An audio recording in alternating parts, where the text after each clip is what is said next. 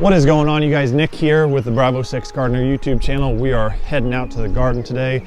I'm going to be doing a quick video for you guys on the basics of container gardening.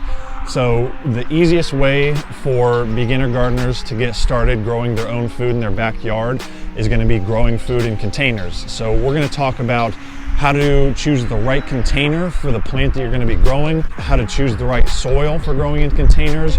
We're going to talk about watering. Watering's super important.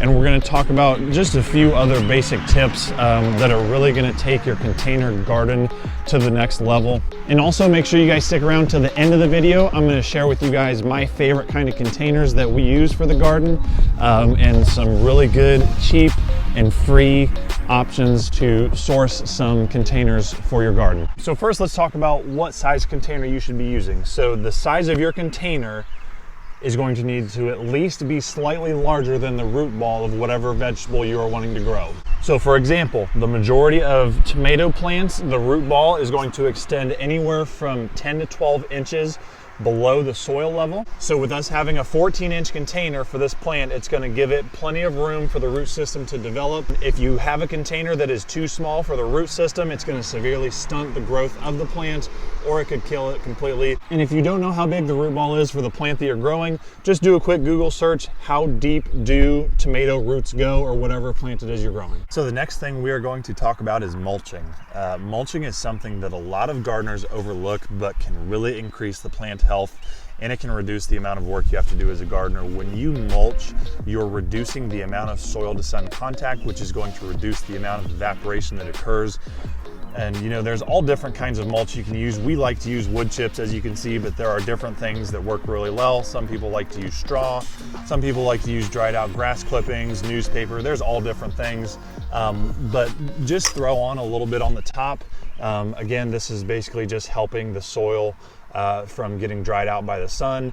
And it basically just results in you having to water less, and it results in a little bit less stress on the plants, since the plants don't have to go from dry to wet as frequently. So this is a good way, again, just to reduce overall stress on the plant and reduce the amount of work you have to do as a gardener, which we all love, right? Less work.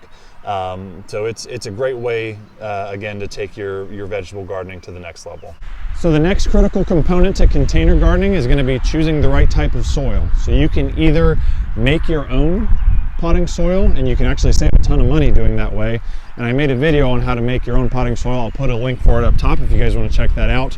Or you can use a store-bought container mix. So if you're using something from the store, you just want to make sure that it's labeled potting soil. If you purchase something that's not potting soil, it'll work okay, but potting soil is going to be specially formulated to drain really well. It's going to have everything that your soil is going to need, and it's going to do a really good job of holding moisture, which is all going to be critical for having a good container mix. And a good way to ensure that your soil has good consistency to it is you basically take a ball of it in your hand. I'll bring it up close so you guys can see. So this soil should act like a sponge. So if you guys can see that, if I squeeze this, a little bit will come out. So it's showing that it's able to drain properly, but it's still going to hold moisture.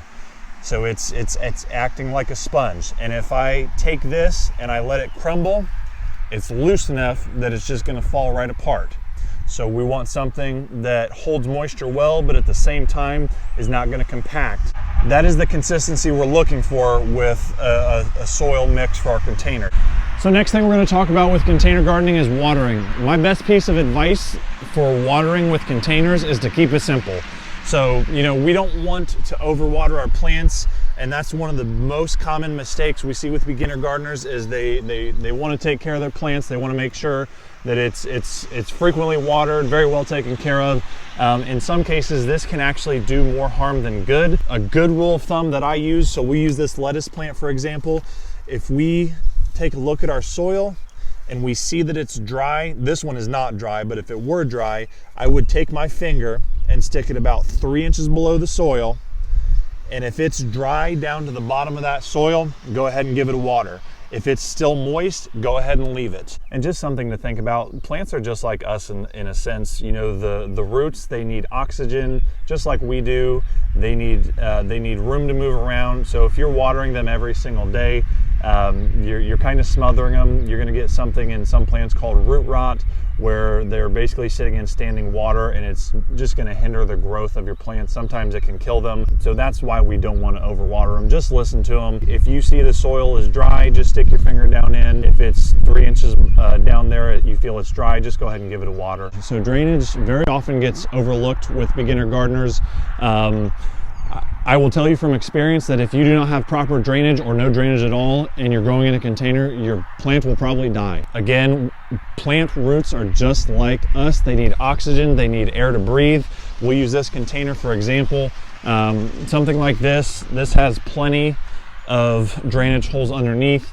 I would recommend, as long as you have 1/2 inch or bigger drainage holes, that's going to be plenty. If you let a plant sit in a container that does not have proper drainage holes like this, again, that water is just going to accumulate down in there. You're going to get root rot, and it's going to either severely stress the plant out or probably kill it. So again, I know it seems simple. Some of you guys are like, well, this is a no-brainer, Nick. Why are you telling me this? It very often gets overlooked. I see a lot of people wondering why their plants are not doing well, and a lot of the time the problem ends up being they have no form of drainage and they've got a bunch of soggy soil that is killing their plant. The containers that I like to use for most of my container gardening is going to be these. So this is a nursery pot. These can usually be found at your local greenhouse or nursery for free. A lot of times they'll be getting rid of them or throwing them away at the end of the season. So check with your local greenhouse or nursery. You can usually find these there. You can also find these on Amazon too if you can't find them locally.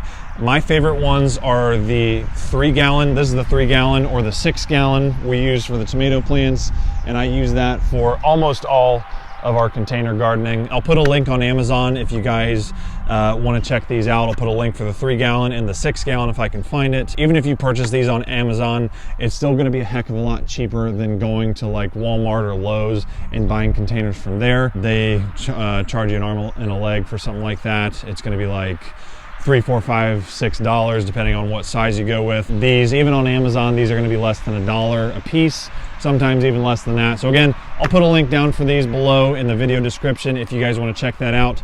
Something else you can use too, 5 gallon buckets. We use these every now and then with the garden. You can a lot of times find these for free. Check with restaurants.